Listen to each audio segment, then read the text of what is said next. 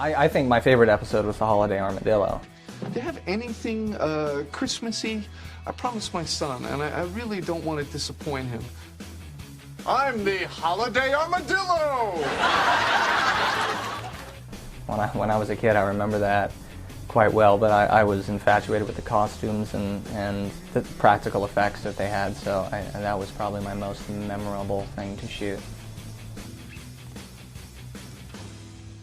Ben, you know, when you were a baby, you and I used to hang out all the time. 'Cause I was your daddy's girlfriend. But you're not anymore. I remember at the time feeling quite intimidated. The nature of a guest star role is you sort of walking into, at this point, Friends was a very well-oiled machine. Because you guys were on a break. Hey, we were not talking. And I was quite young and all the actors were older, but I remember all those worries kind of fading away when the cast was so nice. I was schooling on set when I was there. And had a lot of interesting memories about the people, you know, the sort of famous individuals who were filtering around and hanging around backstage. But I had a really wonderful time on that. I'm pretty sure I fell in love with Jennifer Aniston, which the whole world had at that point, but I do remember being quite intimidated around her because of that. I remember blanking on my lines and having a kind of stage fright when she sat next to me on the couch in one episode, I think it was. I remember there was a camera or like a boom op who caught on to it and was like, little boy's got a crush, or I forget what they said, but of course I turned bright red. But I do remember, I remember feeling like I fell in love. No one even knew I was in that show until it had a sort of second life online or with digital consumption.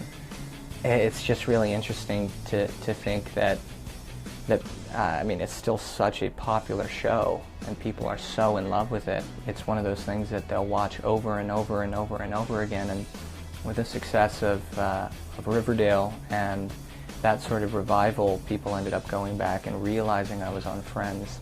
Because both shows are on Netflix, they ended up kind of discovering that I was there, which was weird because I was never really recognized for that for a long time. Do you remember all that stuff I taught you yesterday? Remember all that stuff I taught you yesterday? Don't do that. Don't do that. I mean, I really wasn't, at that point, too prominent figure in the show. I was like one of those little working actors that sort of just popped in and out and left. So it's funny that I've been asked so much about it because it's one of those things where I was like, yeah, I mean, I had kind of a part on the show.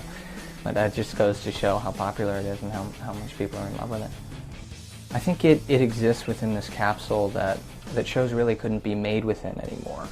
I think the nature of film and television has changed so much, and there's something that still very much resonates with people about Friends and the comedy and how close the cast was and just how iconic the entire cast was at the time. It still is. Its second coming upon Netflix and that digital consumption, I would say, certainly helps. That's when a majority of young people within my audience found out about my being on it, so I could only assume that it tagged an entirely new, younger generation. And it's funny.